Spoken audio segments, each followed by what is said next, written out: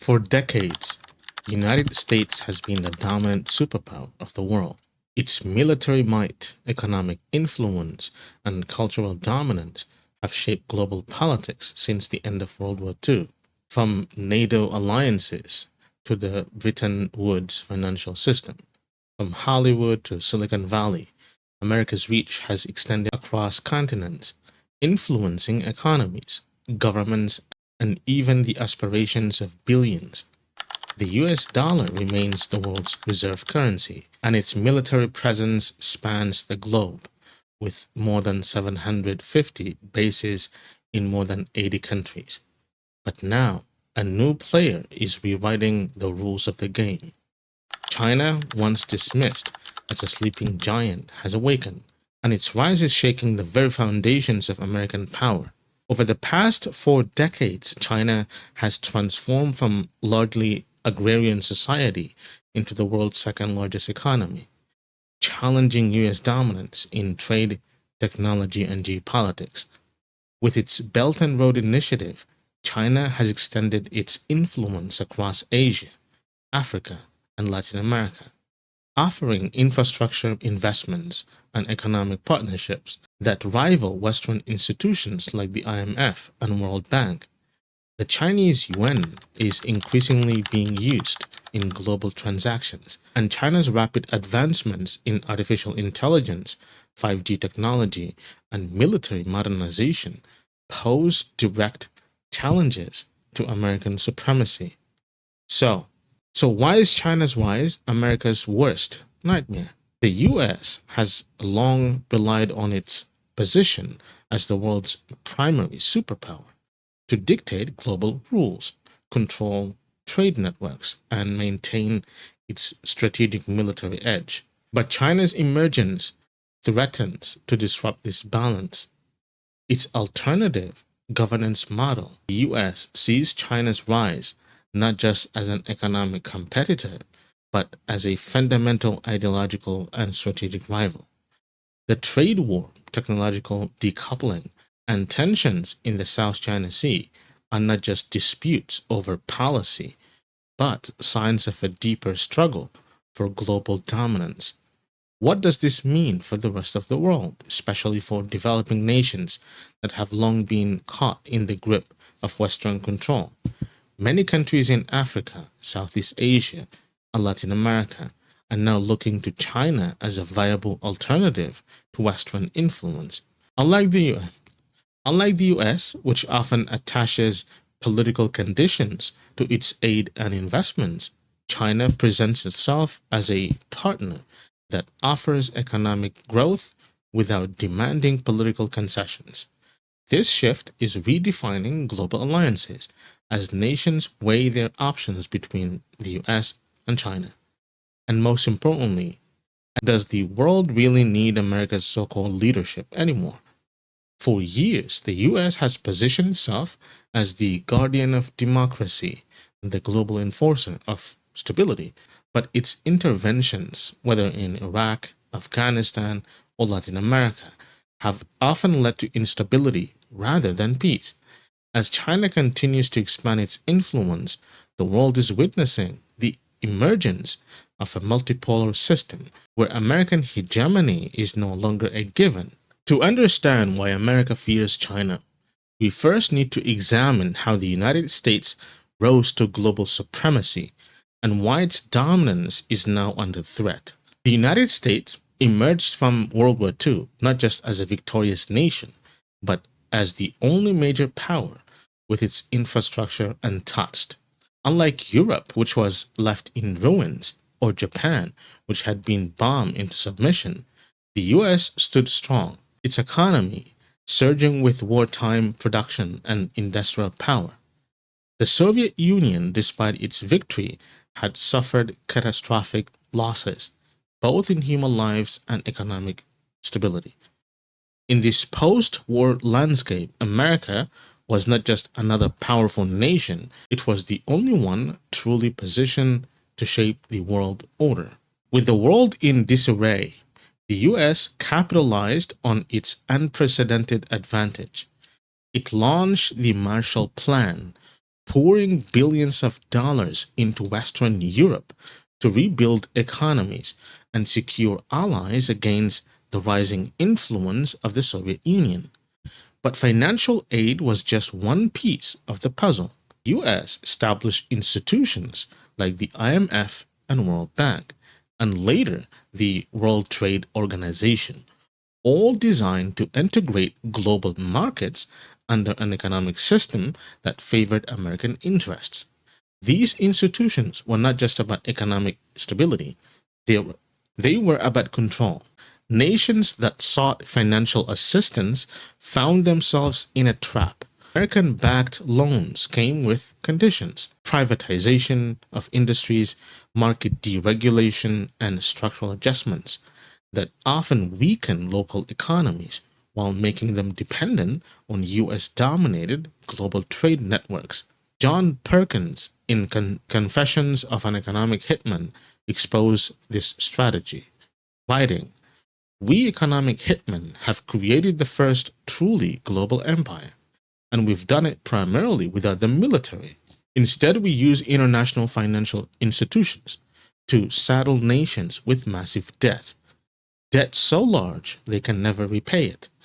This was economic warfare, disguised as development aid. Many developing nations, especially in Latin America, Africa, and Southeast Asia, found themselves perpetually struggling under the weight of debt, unable to assert full sovereignty without economic repercussions. The US has cemented its dominance through the financial system. In 1945, the Bretton Woods Agreement established the dollar as the global reserve currency, meaning international trade was conducted primarily in US dollars. Countries had to hold large reserves of dollars, giving America unparalleled influence over global finance. Even after the Nixon administration ended the gold standard in 1971, the dollar's dominance persisted.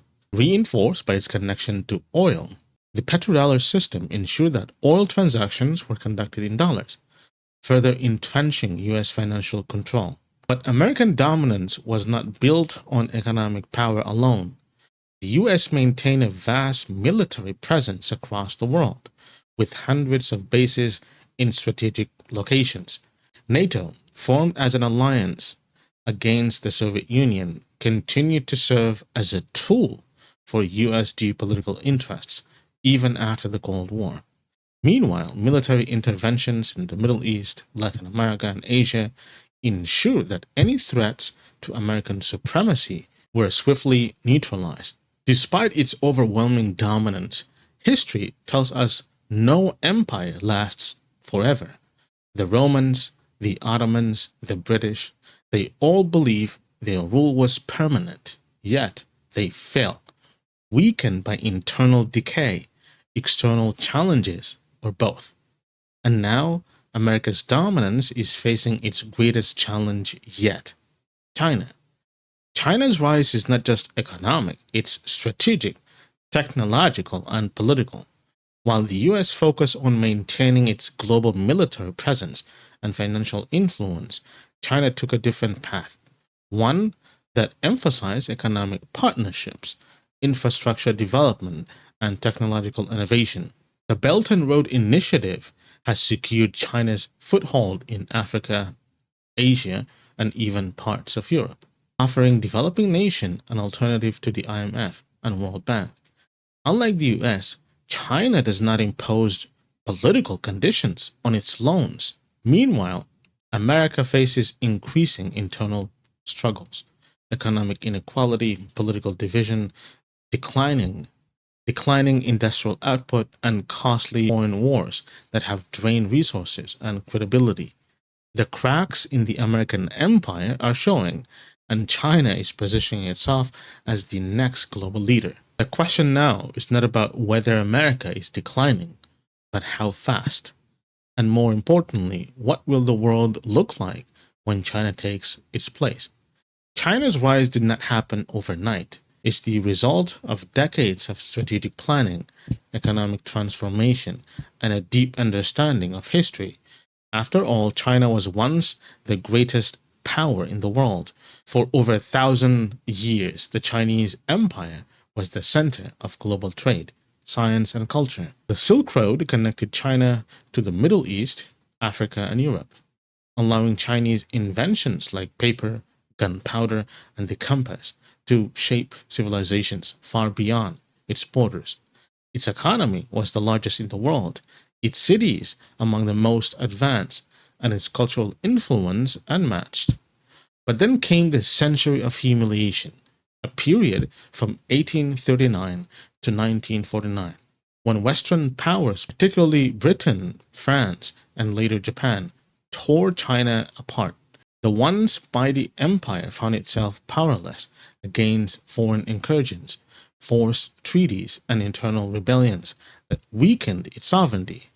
Britain, in its hunger for Chinese goods like silk, tea, and porcelain, found a way to tilt the balance of trade. Opium.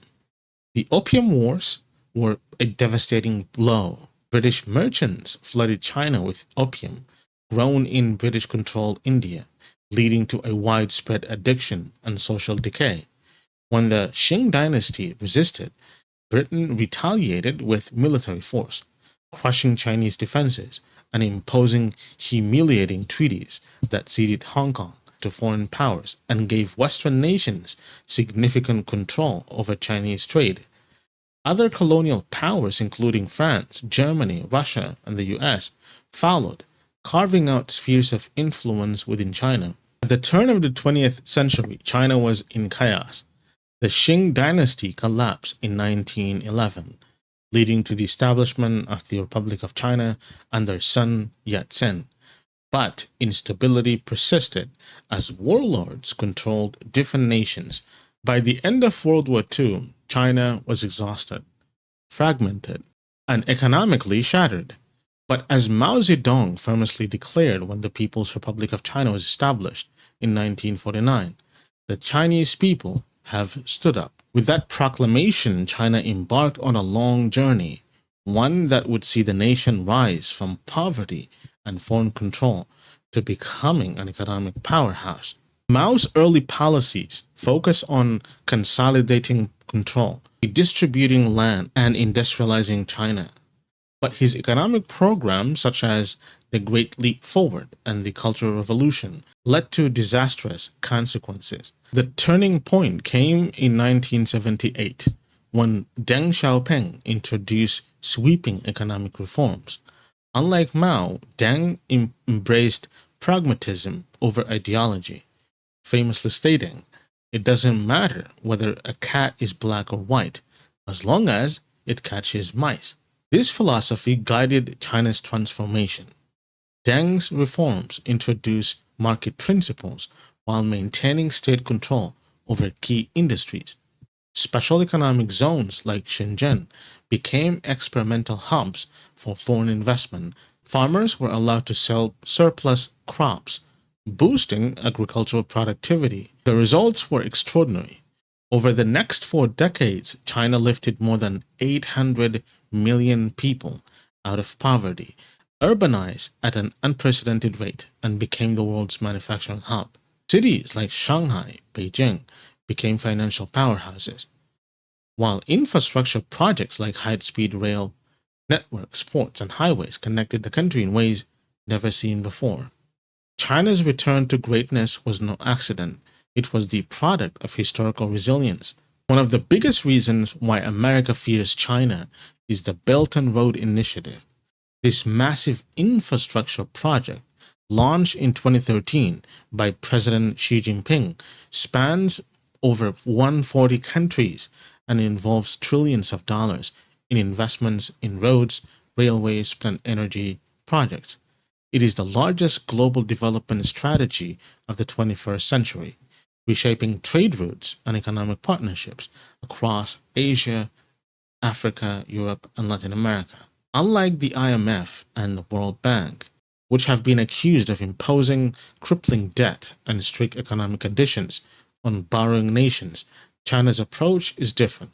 Through the BRI, Beijing provides loans and investments to build crucial infrastructure, without the same political and economic strings attached.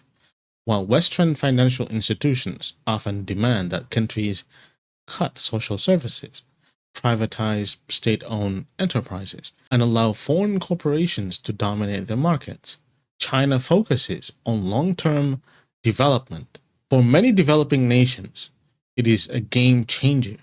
Countries that have long suffered under the weight of Western economic dominance now have an alternative. They no longer have to bow to the diktats of Washington or Brussels. They can choose to partner with China, a country that positions itself as a builder rather than a ruler.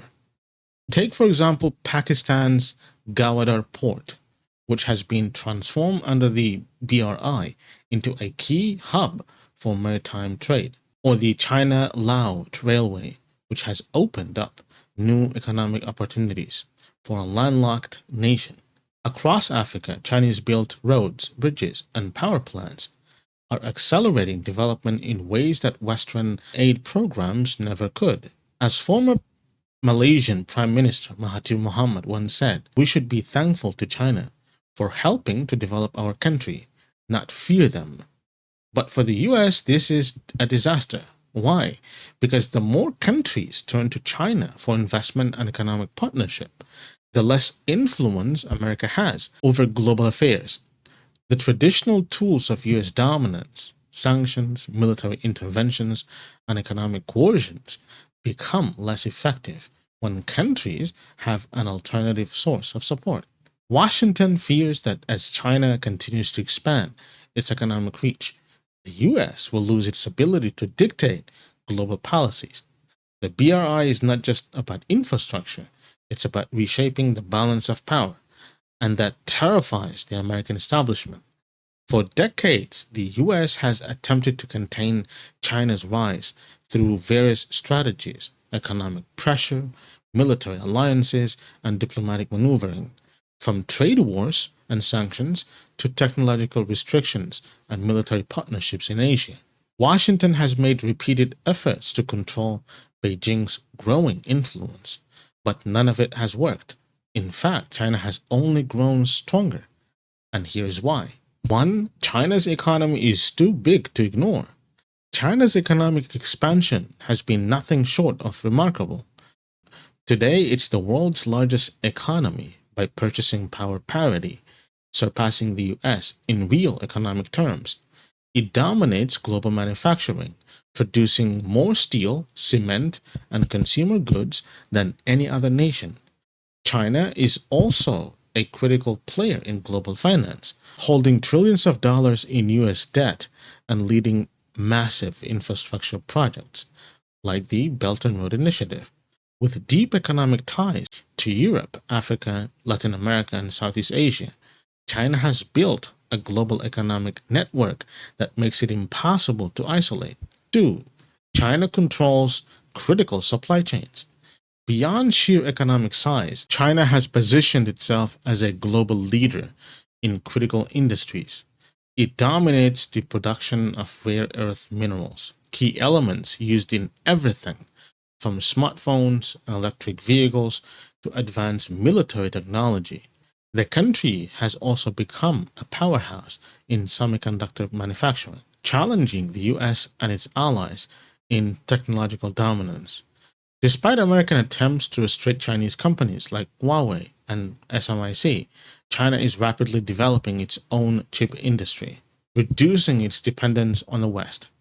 Meanwhile, global companies remain deeply reliant on China's supply chains, making any US attempt to decouple a costly and difficult endeavor. 3. The world is tired of American dominance. For much of the 20th and the early 21st century, the US positioned itself as the leader of the global order, often intervening in other countries under the banner of democracy and human rights. But after costly wars in Iraq, Afghanistan, and Libya, many nations have grown wary of US foreign policy. Countries in Africa, Latin America, and even in Europe have started looking toward China as an alternative partner, one that offers economic development without military intervention or political conditions. 4. America is divided.